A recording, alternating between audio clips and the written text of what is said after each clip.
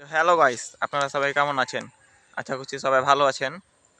তো আজকে আমি একটা এমন এক পুকুর সম্পর্কে কথা বলবো, আপনারা শুনে অবশ্যই অবাক হয়ে যাবেন। তো চলেন যাওয়া যাক।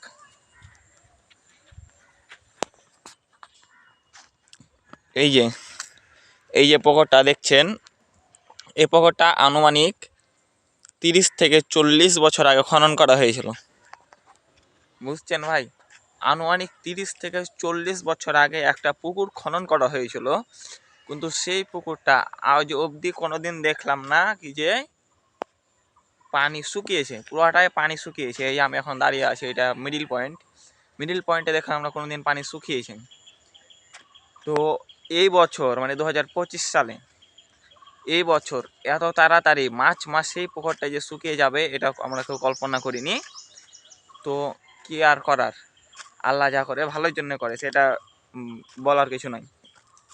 তো দেখেন এখন আপনারা এই যে পুকুরে যেটা একবারই মাটি ফাটল ফেটে গেছে, মানে এতটা খরা হচ্ছে এবছর, এতটা খরা হচ্ছে, এতটুকু খরা ওই কোনোদিন পড়েনি। মানে 2024 সালেও এতটুকু খরা পড়েনি। 25 সালে যতটুকু পড়ছে রোজার মাস থেকে শেষ হতে হইতে। তো এ পুকুরটা কী কারণে এত শুকিয়েছে, যদি আপনারা কেউ ভালোভাবে জেনে থাকেন তাহলে অবশ্যই কমেন্ট করে জানাবেন। আর আমার ব্লগ যদি আপনার কাছে ভালো লাগে, একটি লাইক কমেন্ট শেয়ার করে আমার চ্যানেলটা সাবস্ক্রাইব করে আমার পাশে থাকবেন। তো সবাইকে ধন্যবাদ।